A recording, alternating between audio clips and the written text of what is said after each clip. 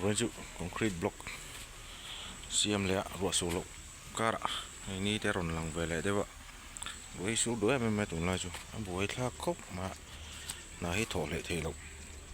thế nè rồi lắm ruột số lộc cara xiêm về lại cara masalah makan xiêm sao cái này đây này mình lạc đông không mà motor hit dua ini alat cak tok loh dia kolsa mang nok cina oi vai kan sun cara ini saya si incir bial incir som polisi ini ya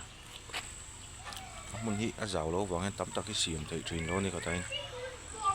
ei nak tu ka thel chau tur ani do na wan ruột túi ở tầm mà vàng tụi lai dụ túi hít lúc khi ngay đầu xí này thì túi hít một trái mà chẳng quen chẳng trả víu này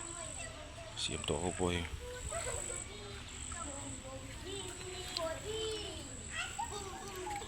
ấy tụi nó còn xiêm không vậy cement bag kata hiền stone dust bag nga alet nga 1:5 ratio này chứ chẳng thoát view in cái xe tiếng về là thì hiện đã có lúc khi cần lão về thì na anh xem sao bôi ở chỗ nó chùn như nhá thì na khỏi mà được nguyên cho nên tăng tây thì khi đó lên mà ni sạch sạch lậu cái cho nên dim hi ngay chuyển khóc mà tiền thầu trần mai cho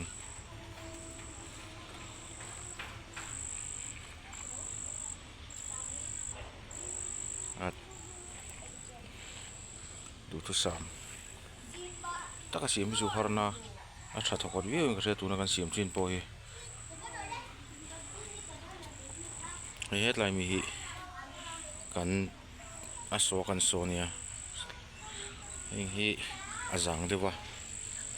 mà rồi chú ở đây giống hi anh tháo lúc tục xuống lo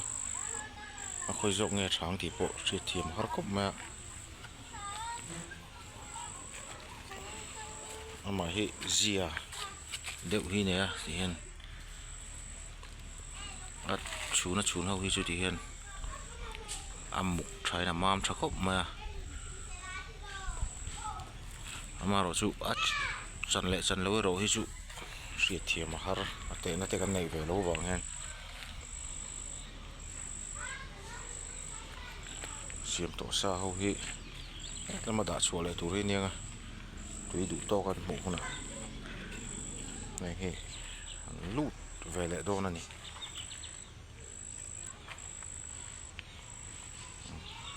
ก็ปอกมันตักทอดวิวกันติดตัวค่ะ YouTube แล้วมากันหมวงอ่ะเสียมแวชิ้นนั่นเนี่ยมาจุรินาอินแล้วเขาตักเวแรกมานี่กันเสียมตักอาจุน